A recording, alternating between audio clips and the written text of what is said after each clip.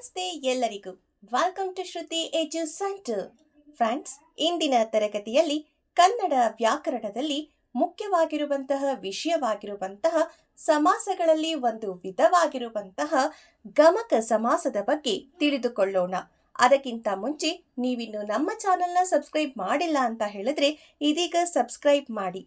ಹಾಗೆಯೇ ಈ ವಿಡಿಯೋನ ಸ್ಕಿಪ್ ಮಾಡಿ ಸಂಪೂರ್ಣವಾಗಿ ವೀಕ್ಷಿಸಿ. ಇದರಿಂದ ನಿಮಗೆ ಗಮಕ ಸಮಾಸದ ಬಗ್ಗೆ ಸಂಪೂರ್ಣ ಮಾಹಿತಿ ಸಿಗುತ್ತದೆ. ಹಾಗಿದ್ರೆ ನೋಡೋಣ ಗಮಕ ಸಮಾಸ ಅಂದ್ರೆ ಏನು ಅಂತ. ಇಲ್ಲಿ ಗಮನಿಸಿ, ಇಲ್ಲಿ ಪೂರ್ವ ಪದವು ಸರ್ವನಾಮವಾದರೂ ಆಗಿರಬಹುದು ಅಥವಾ ಕೃದಂತವಾದರೂ ಆಗಿರಬಹುದು, ಆದರೆ ಉತ್ತರ ಪದ ನಾಮಪದವಾಗಿರಬೇಕು. ಈಗಾಗುವಂತಹ ಸಮಾಸವನ್ನೇ ಗಮಕ ಸಮಾಸ ಎನ್ನುವರು.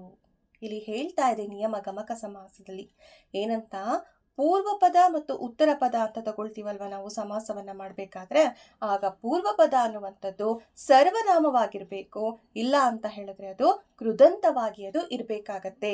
ಆದರೆ ಖಂಡಿತವಾಗಿ ಉತ್ತರ ಪದ ಅನ್ನುವಂಥದ್ದು ನಾಮಪದನೇ ಆಗಿರ್ಬೇಕಾಗತ್ತೆ.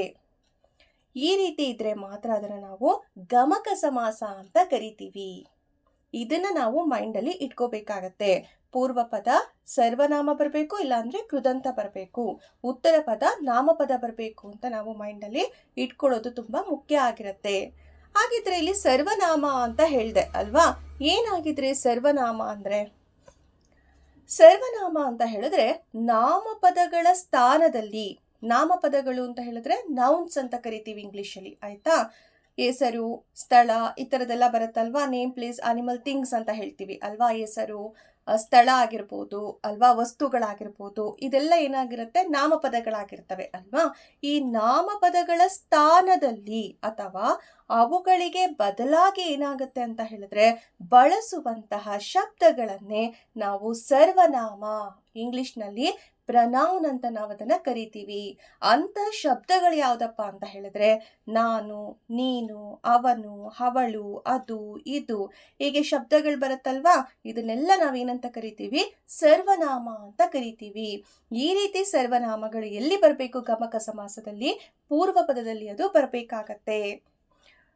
ಹಾಗಿದ್ರೆ ನೆಕ್ಸ್ಟ್ ಬರೋಣ. ಹಾಗಿದ್ರೆ ಕೃದಂತ ಅಂದ್ರೆ ಏನು? ನಿಯಮದಲ್ಲಿ ಬಂದಿತ್ತಲ್ವ ಕೃದಂತ ಅಂತ.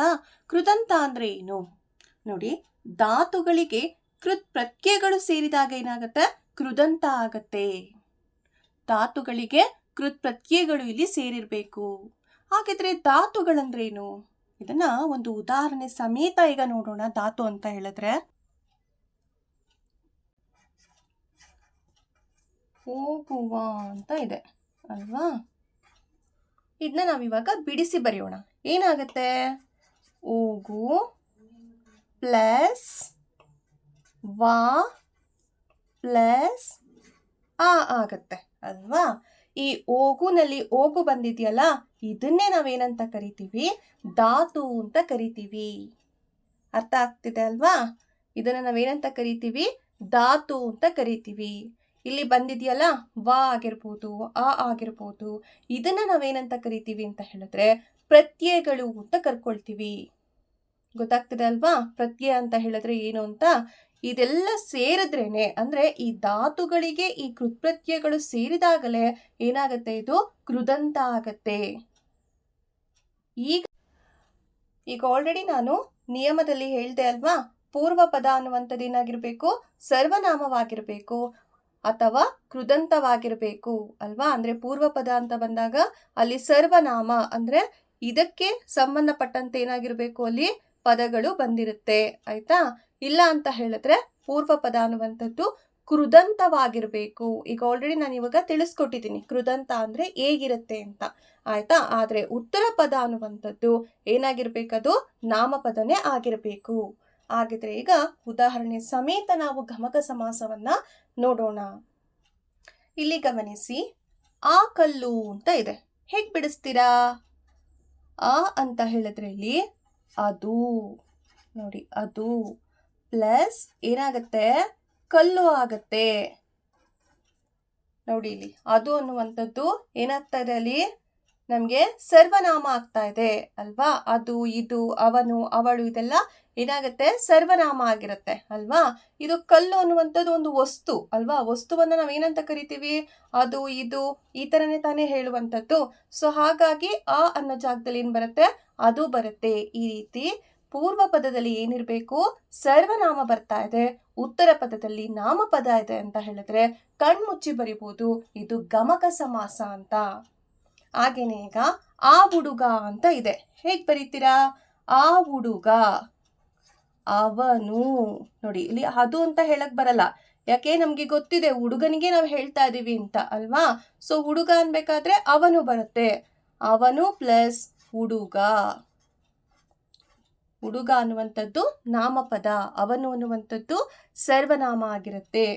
ಈ ನಾಯಿ, ಇದು ನಾಯಿ.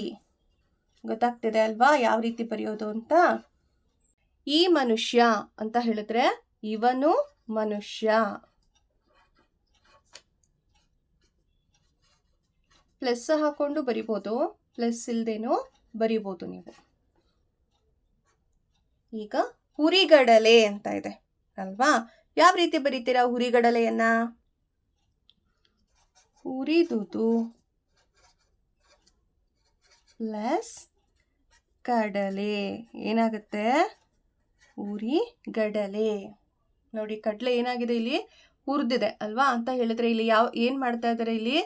ಇನ್ನೊಂದು ಯಾವ ರೀತಿ ತಿಳ್ಕೊಬೋದು ಅಂತ ಹೇಳಿದ್ರೆ, ಈ ಪೂರ್ವ ಪದ ಇದೆಯಲ್ಲ ಇದೆಲ್ಲ ಏನಾಗ್ತಿರುತ್ತೆ, ಒಂದ್ ರೀತಿ ಕೆಲಸವನ್ನ ನಮ್ಗೆ ತಿಳಿಸ್ತಾ ಇರತ್ತೆ ಆಯ್ತಾ. ಸೊ ಅದ್ರ ಬೇಸ್ ಮೇಲೆ ಕೂಡ ನೀವು ಇದನ್ನ ಕಂಡುಹಿಡಿಬಹುದಾಗಿರತ್ತೆ ಆಯ್ತಾ. ಹಾಗಾಗಿ ಇದು ಗಮಕ ಸಮಾಸ ಆಯ್ತು. ಅದೇ ತರನೇ ಮಾಡಿದಡಿಗೆ ಅಂತ ಇದೆ.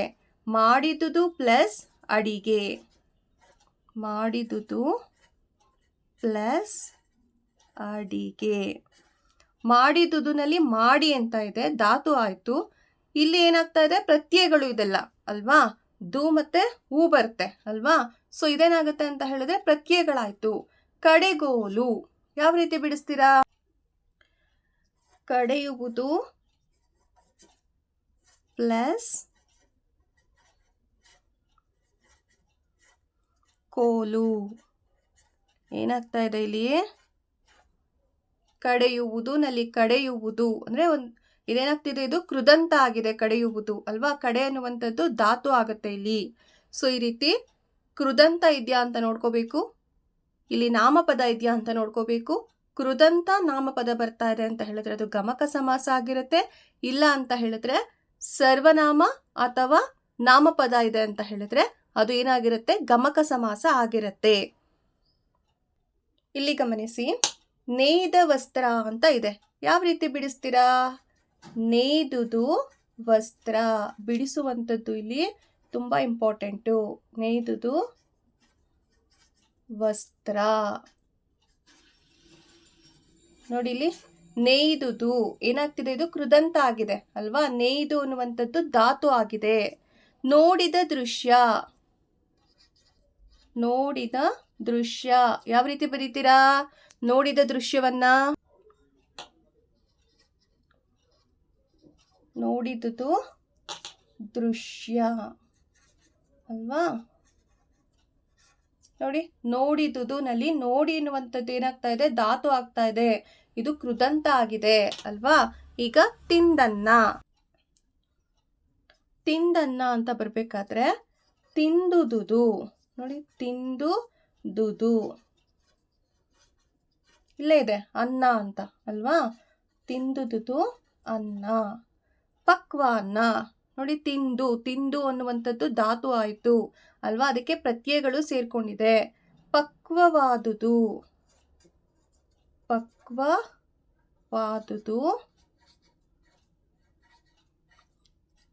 ಅನ್ನ ಅಲ್ವಾ. ನೋಡಿ ಪಕ್ವಾನ್ನ ಅನ್ಬೇಕಾದ್ರೆ ಅನ್ನ ಬರ್ತಾ ಇದೆ. ಪಕ್ವವಾದುದು ಪ್ಲಸ್ ಅನ್ನ, ಪಕ್ವಾನ್ನ ಆಯ್ತು. ಪಕ್ವ ಅನ್ನುವಂಥದ್ದು ಧಾತು ಆಯ್ತು. ಸೊ ಇಲ್ಲಿ ಪ್ರತ್ಯಯಗಳು ಸೇರ್ಕೊಂಡಿದೆ, ಕೃದಂತ ಆಯ್ತು. ಕೃದಂತಾಗೆ ನಾಮಪದ ಬಂದಿದೆ. ಹಾಗಾಗಿ ಇದು ಏನಾಗಿದೆ, ಗಮಕ ಸಮಾಸ ಆಗಿದೆ. ಈ ಮುದುಕಿ ಅನ್ಬೇಕಾದ್ರೆ ಇಲ್ಲೇನಾಗ್ತಿದೆ, ಹೀಗೆ ನಾವು ಇವಳು ಅಂತ ನಾವು ತಗೊಳ್ತೀವಿ ಅಲ್ವಾ.